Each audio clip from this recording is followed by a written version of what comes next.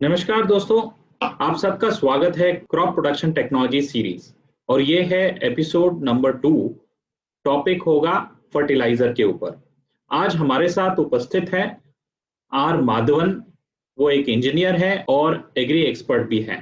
आइए जानने की कोशिश करेंगे खेत में कितने फर्टिलाइजर इस्तेमाल करना है और कौन से फर्टिलाइजर में कितना न्यूट्रिशन होता है, कम इस्तेमाल करने से क्या होगा और कितना फर्टिलाइजर कौन से टाइम में कैसे इस्तेमाल करना, इन सब की जानकारी लेने की कोशिश आज करेंगे।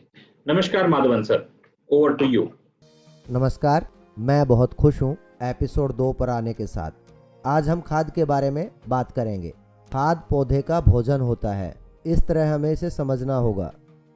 पौधे को प्रदर्शन के लिए खाना पड़ता है, तो किसी भी प्राणी को अनुकूल प्रदर्शन के लिए संतुलित आहार चाहिए। तो यहाँ मिट्टी जो है वो माध्यम का या प्लेट का किरदार निभाएगी, जिस पर पोषक तत्व डाले जाते हैं, जिस पर फसल के प्रदर्शन के लिए तत्व डाले जाते हैं। हर्षवर्धन जी से अनुरोध करूंगा कि वो मुझे कुछ समय के लिए चार्ट दिखाएं।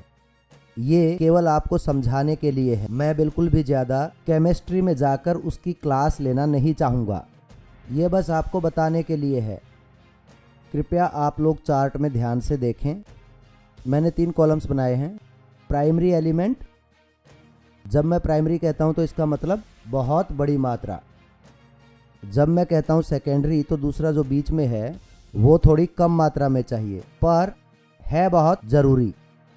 और फिर माइक्रो एलिमेंट्स, बहुत ही कम मात्रा में पर फिर भी इनकी ज़रूरत है।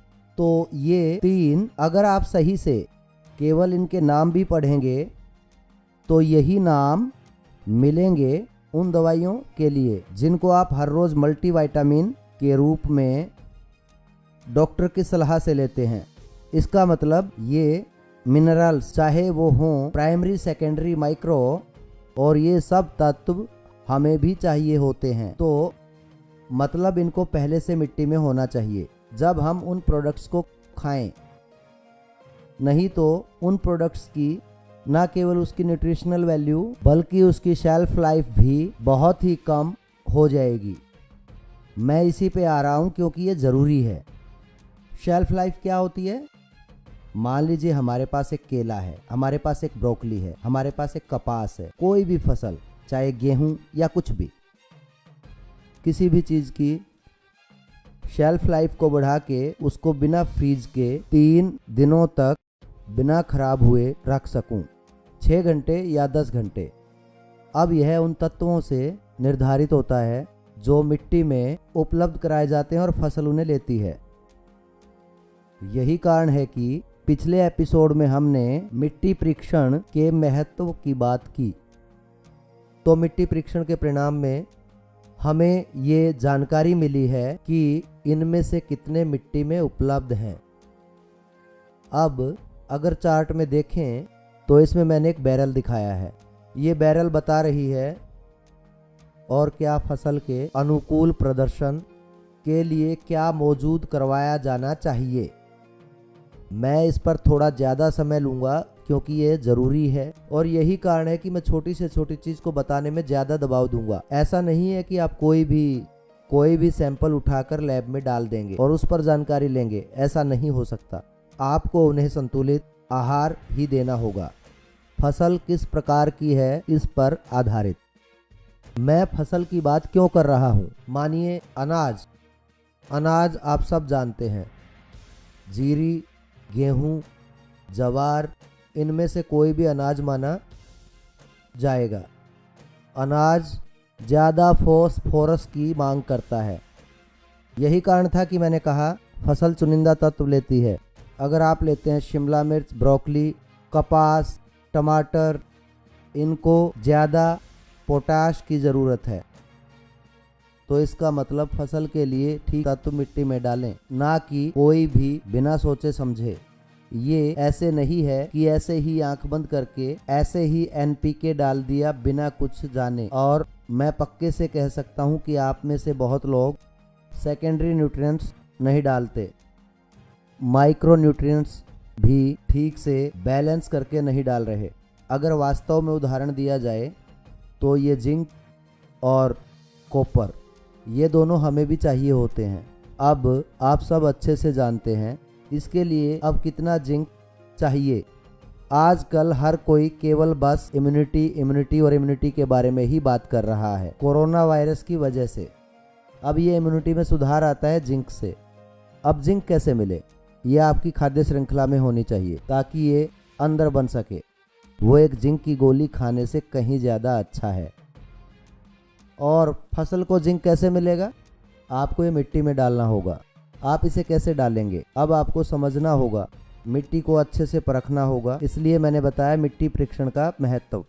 तो ये हमारे 5 कर्मों में से एक है। ये दूसरा ज़रूरी कर्म है जो हमें करना है खेती में, पूरे विश्लेषण के लिए मिट्टी परीक्षण।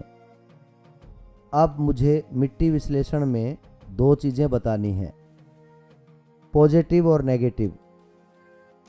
हर जगह ये पॉजिटिव और नेगेटिव आयंस होते हैं, जैसे महिला और पुरुष।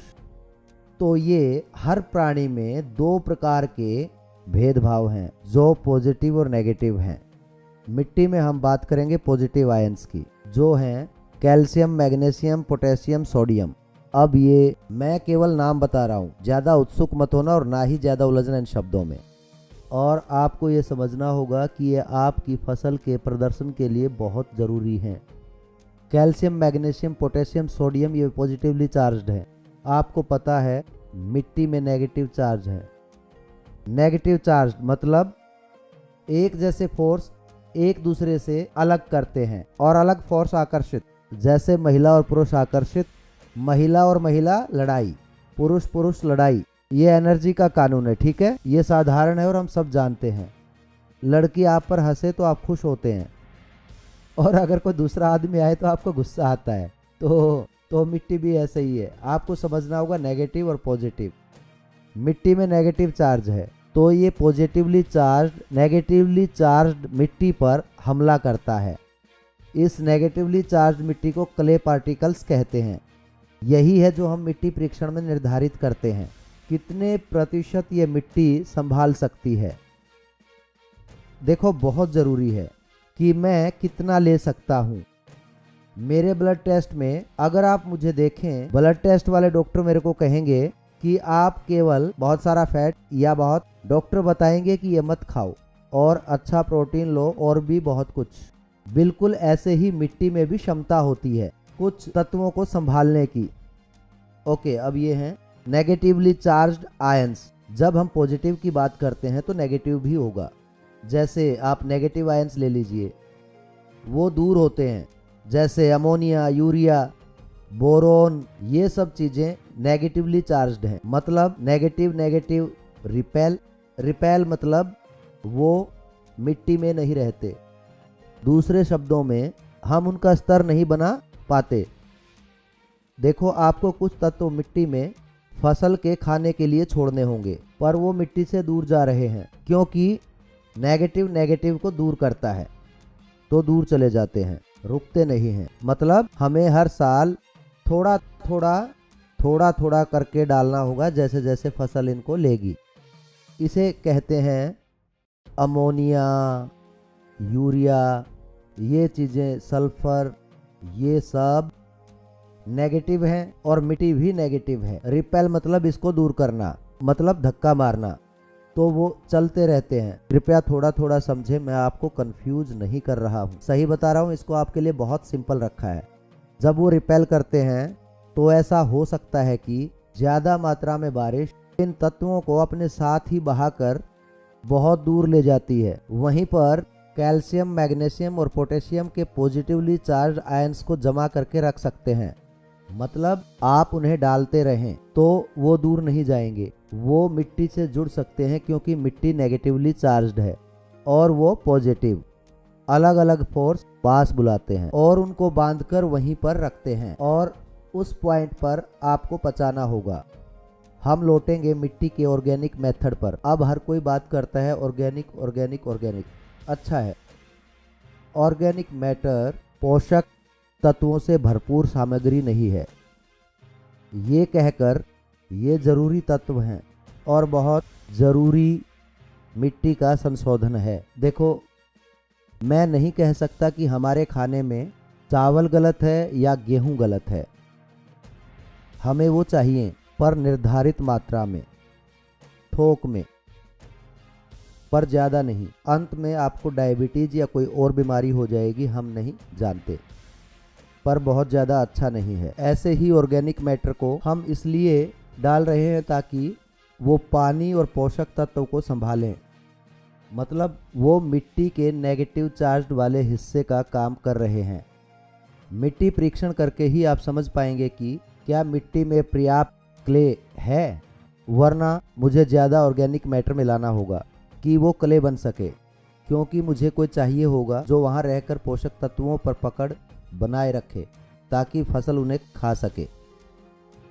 तो ऑर्गेनिक मैटर संशोधन का काम करता है, पोषक तत्वों और पानी को पकड़े रखने में, किसी और काम के लिए नहीं, पर यह बहुत ज़रूरी काम है। दुर्भाग्यवश हम सब सोचते हैं कि ऑर्गेनिक मैटर में बहुत सारे पोषक तत्व हैं। मैं थोड़ा सा उस पर भी बताऊंगा, लेकिन बहुत ज़्यादा नहीं। जब तक गाय अच्छे से नहीं खाएगी सभी मिनरल्स और पोषक तत्वों के साथ, वो जो भी देगी उसकी न्यूट्रिएंट्स वैल्यू होगी। याद रखें, गाय आपकी खाद की फैक्ट्री नहीं है। गाय एक प्राणी, एक जानवर है जो जीना चाहती है, तो ये खाती है जो भी आप देते हैं। ज़्यादातर गायें कुपोषित रखी जाती हैं, उन्हें अच्छे से खाना नहीं मिलता, तो जो भी मिलता है वो उसे खा लेती हैं। तो जो भी वो खाती हैं तो वो उसे खुद के उपापाच्य के लिए इस्तेमाल करती हैं, मतलब आधे पोषक तत्व पहले ही जा चुके हैं और बचे हुए दूध या बछड़े के लिए हैं, और बचा हुआ गोबर के रूप में फेंक दिया जाता है। आप गोबर से इतना पोषक होने की उम्मीद कैसे कर सकते हैं कि आपको अच्छी फसल मिले? ये बस इतना ही काम कर सकता है कि मिट्टी में डलकर कुछ हद तक पोषक तत्वों और पानी को पकड़े रखे, और ये आपकी मिट्टी को संतुलित करने के लिए जरूरी है। अब आगे बढ़ते हैं। हमने बात की थी मोबाइल और इमोबाइल की। मिट्टी पॉजिटिव और नेगेटिव को पकड़े हुए है और दूसरा रिपेल कर रहा है। ये जो रिपेल कर रहा है, हमारे लिए इसे पानी में बहाना बहुत ही आसान है। जब भी आप फसल के दौरान सिंचाई करते हैं, आप इसे थोड़ा थोड़ा डाल सकते हैं और पौधा इसे खाना स्टार्ट कर देगा, तो नुकसान नहीं होगा। मतलब थोक में जो नाइट्रोजन खेतों में डाली जाती है, वो असल में नुकसान है पौधे के उस खाने का, और नदी तालाबों में कचरा फैलाना। असल में क्या करना है कि हम उसे फसल के दौरान थोड़ा थोड़ा डालेंगे ताकि वो पूरी तरह अवशोषित और अच्छी फसल बन के सामने आए, बजाय कि इसे थोक में डालें। अब कैल्शियम, मैग्नीशियम और पोटेशियम, ये सब तत्व हम इन्हें मिट्टी के ऊपर लगा रहे हैं ताकि फसल इन्हें ले सके। प्लीज़ समझिए कि मैं नेगेटिव और पॉजिटिव पर दबाव क्यों डाल रहा हूँ, क्योंकि नेगेटिवली चार्ज मिट्टी इन चीज़ों को अच्छे से पकड़ सकती है। जहाँ आपने लगाया, हमने उसे सतह पर लगाया है, वो उन्हें सतह पर पकड़कर जड़ों में जाने से रोकेंगी, पर जड़ें नीचे दबी हुई हैं। हम एक प्लेसमेंट टूल दिखाने वाले हैं। ये प्लेसमेंट टूल जो हम आपको स्क्रीन पर दिखा रहे हैं, ये एक उपकरण है जो आपकी मिट्टी परीक्षण के हिसाब से चीज़ों को जमाता है। ये बिल्कुल जड़ों पर रखा जाता है, बिल्कुल वहाँ जहाँ जड़ हैं। जड़ें जहाँ भी जाती हैं वो इन चीज़ों से टकराएंगी और इन्हें शौक लेंगी। खाद को बैंड में लगाने से खाद को इस्तेमाल करने की कुशलता 75% तक बढ़ जाती है। उदाहरण के तौर पर, आप सतह पर 100 किलो DAP डाल रहे हैं या सतह पर पोटाश डाल रहे हैं, लेकिन पौधे उसमें से केवल 5 किलो ही लेते हैं।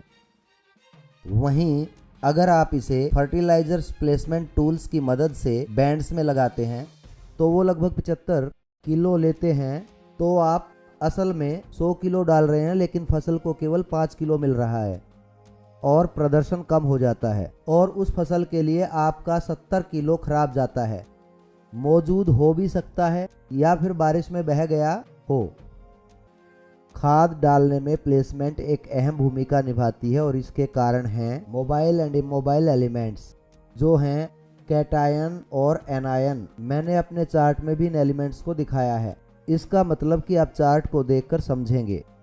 ये पॉजिटिवली चार्ज चीज़ों को रखना होगा या फिर इसे मिट्टी के अंदर डालना होगा। उन्हें कभी भी सतह पर ना लगाएं। उम्मीद है इस वीडियो को देखने के बाद आप इनको सतह पर कभी नहीं लगाएंगे, क्योंकि ये किसी भी तरह आपकी मदद करने वाला नहीं है।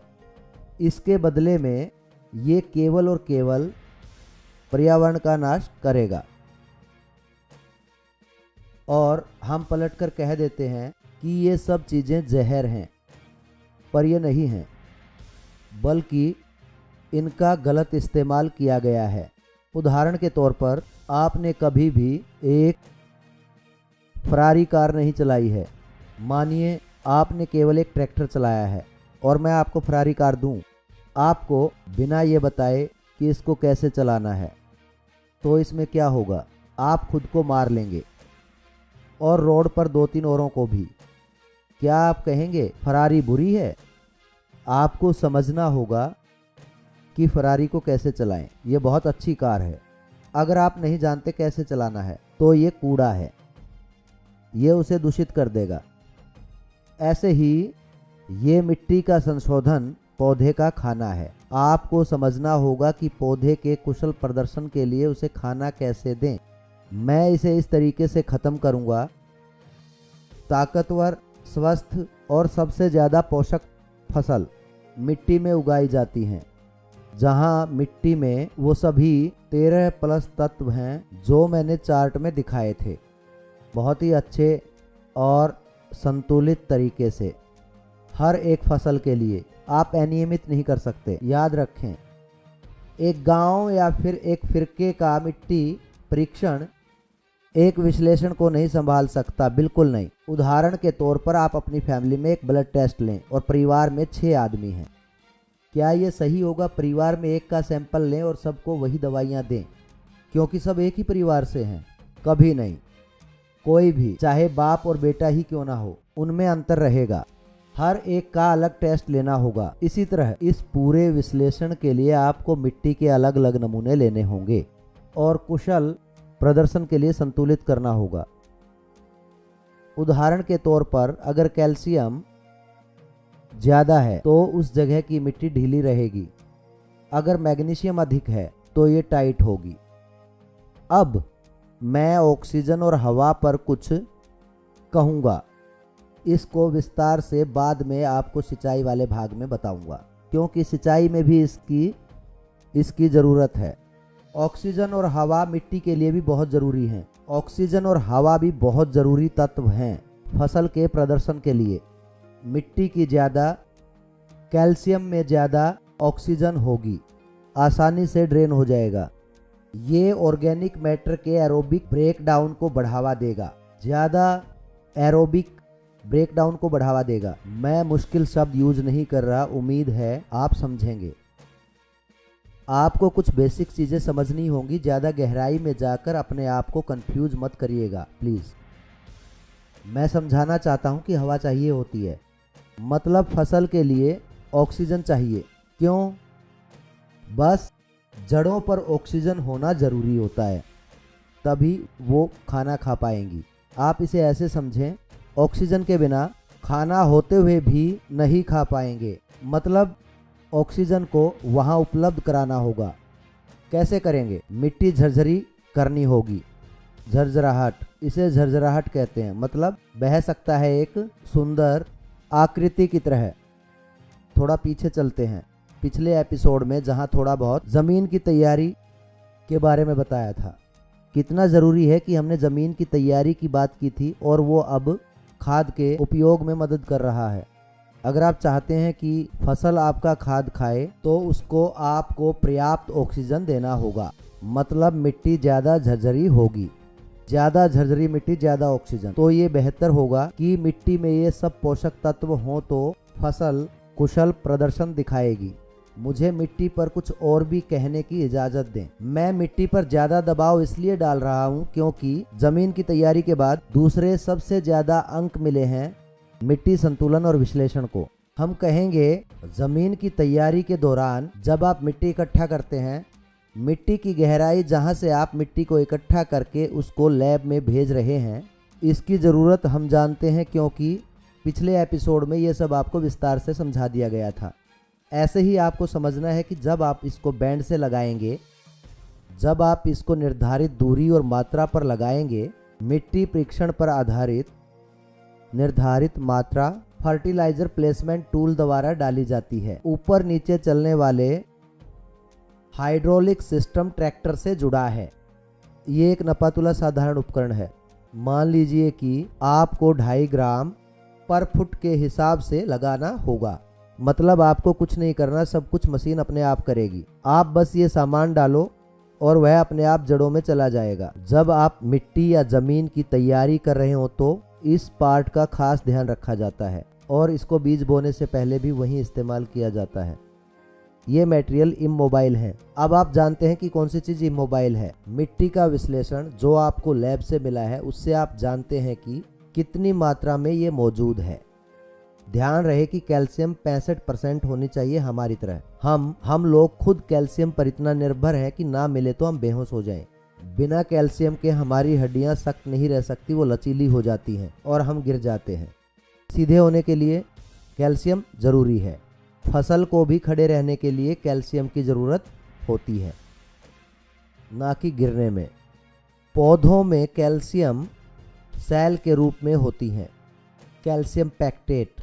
तो अब वो तत्व जो मिट्टी से सोखे गए, आपको पक्का करना होगा कि वो एक स्तर और एक मात्रा में उपलब्ध हों। अब मैं मिट्टी पर आपसे कुछ सवाल जानना चाहूँगा। इसको मैं और अधिक नहीं खींचना चाहता। मुझे लगता है आज मुझे यहाँ रुकना चाहिए जब तक मुझे और सवाल नहीं मिलते। मुझे लगता है कि सब कंफ्यूज है, बहुत सारे सवाल होंगे। मैं मिट्टी विश्लेषण के साथ इसे छोड़ रहा हूँ। अब हम दूसरे एपिसोड में मिलेंगे जहां हम सिंचाई के बारे में बात करेंगे। इसके लिए बहुत धन्यवाद हर्ष। बहुत अच्छी और डिटेल जानकारी आज आपने दिया है फर्टिलाइजर टॉपिक के ऊपर। मैं यकीन के साथ कहना चाहूँगा कि बहुत सारे किसानों के मन में प्रश्न उठ रहे होंगे इस टॉपिक के ऊपर। तो सारे किसानों से मैं ये विनती करूंगा, आपके मन में कोई प्रश्न या सुझाव है तो इस वीडियो के नीचे कमेंट बॉक्स है, उस पर कमेंट करें और आने वाले शुक्रवार को हम इन सारे प्रश्नों के ऊपर एक स्पेशल एपिसोड रिलीज करेंगे, Q&A सेशन। और आने वाले नेक्स्ट एपिसोड में हम इरिगेशन टॉपिक के ऊपर बात करेंगे। इस वीडियो को देखने के लिए और शेयर करने के लिए बहुत धन्यवाद। और हाँ, आने वाले सारे एपिसोड को बिना मिस किए देखने के लिए बेल आइकन पे क्लिक करना ना भूलिएगा। धन्यवाद।